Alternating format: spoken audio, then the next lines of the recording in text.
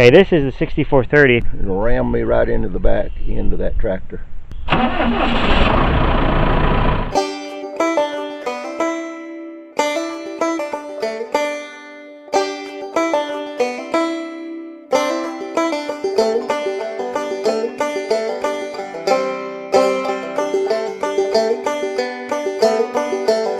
We've got a couple pallet loads of chemicals coming, herbicides coming, so we're gonna come out here and get ready to unload some chemicals.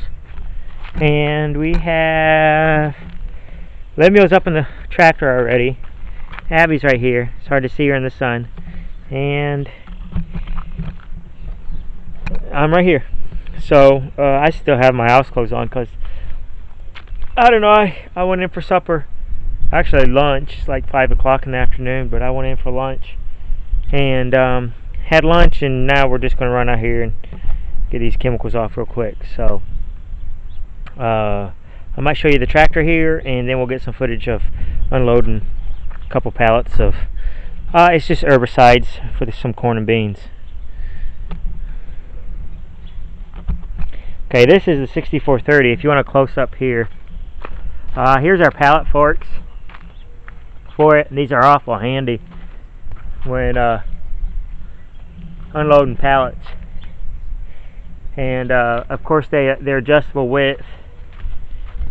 And Lemuel's up there already.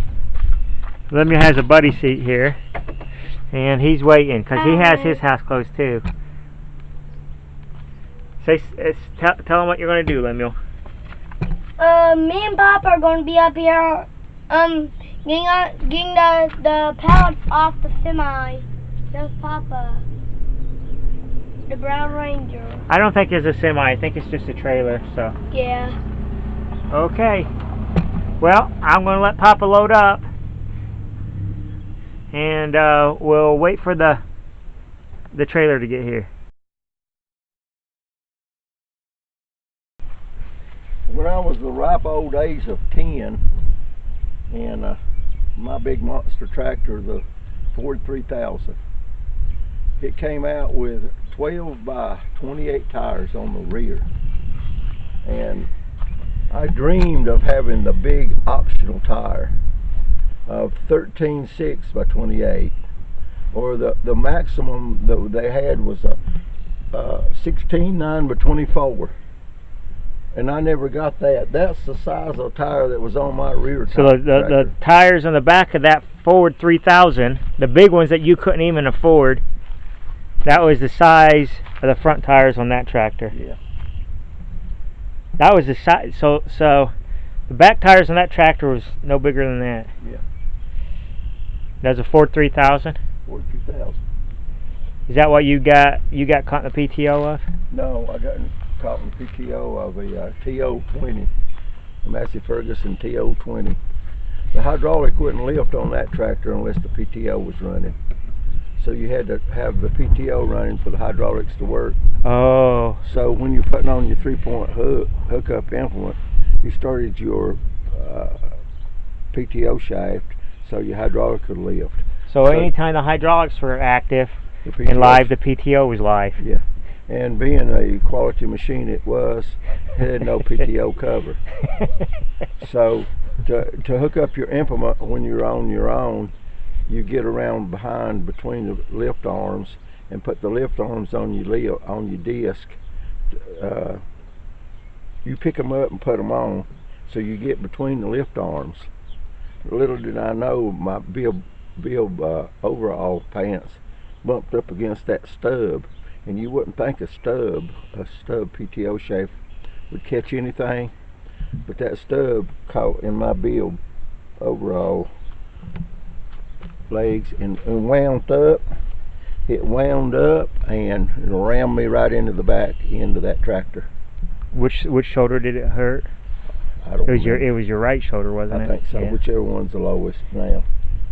You walk with one shoulder lower. But thankfulness that the power on that TO20 was about 29 horsepower, and it choked the tractor down. So when it choked the tractor down, I just unwound my pants off that stub. It tore the galluses off, but There's a brand new pair of Oh, it's bib brand new, overalls, brand blue new. denim, blue denims. and it just ripped them off of you, Come basically. off of them and jammed me into the tractor rear end and killed the engine. So I just unhooked myself and went to the house. Were you hurting? I didn't feel too good. It hurt pretty bad for a couple of days, but the next day I was scheduled I had the feeder pig sale down at Greensboro, and I was going to go buy pigs, and we had a guy's truck rented to go to Greensboro to get pigs, but at this time I was about 15, so we went to Greensboro the next day to buy feeder pigs, and my shoulder hurt something fierce the whole time. Oh, the next day it was real sore? Yeah, the next day it was real sore. But that didn't hinder matters much. I drove the truck to Greensboro on the interstate with no license at 15. I didn't have a high regard for the law. 15, no license, driving on the interstate. Did you bring some pigs home? I sure did. How many? A whole truckload? A whole truckload. I think it was a van. It was a truck that had 4-foot sides and had made me a tailgate to go in it. I think I had 80 or 90. Wow. So it was like a 3/4 ton, or? No, it was a 2-ton. Oh, it was a 2-ton. It was a 2-ton, no lift, and it actually belonged to the grocer, Clifford Shermer. It belonged to him, and he would haul his groceries and feed and stuff into his store. But he liked money, and he would rent his truck, so I rented it. So My dad rented. So it. he hauled groceries in the same truck that you hauled live feeder pigs in. Sure. When was this? About the 60s? Oh, it was about 65 or 66. Yeah. I was 15 or so. Yeah. So he'd get a load of groceries in the morning, and the next day you take in and get a load of feeder pigs in. And the thing only had a mirror on the left-hand side. Okay, mirror on the left-hand side of the truck. Didn't have any mirror on the right side. So when you're going down, my dad rode with me. So when you're going down the interstate, you need to change lanes, pull over to blend over into the right-hand lane. My dad was on that side over there, looking out the window. He said, "Okay, blend over." So I blended over. That's good. Yeah. So you wouldn't get away with that today. I think I got told on. I think I got somebody told on me, but after that deal, he wouldn't rent us the truck anymore. I think some of my relations down there spilt the beans on me. Yeah. But it was good for once.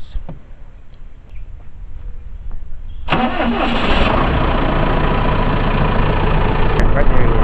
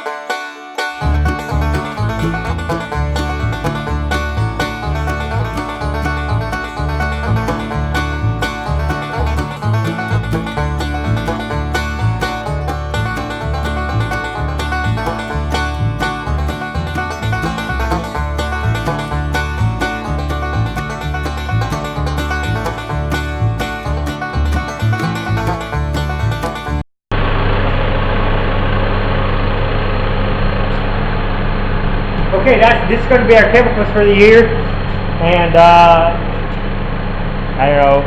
You know, you can get $10,000-$20,000 worth of chemicals real fast here, so you got to be pretty careful. On a big tractor like that, it's kind of hard to see from the cab, especially when you have a passenger in there.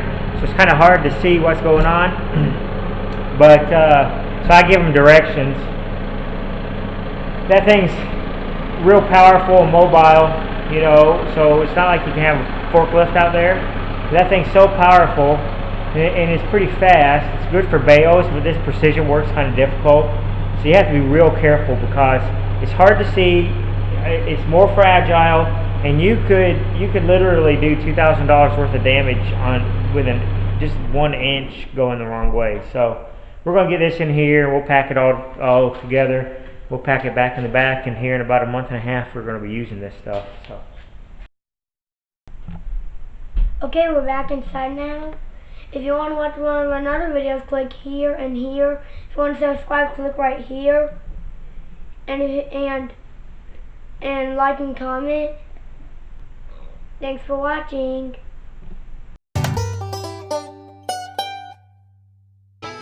Y'all come back now, dear.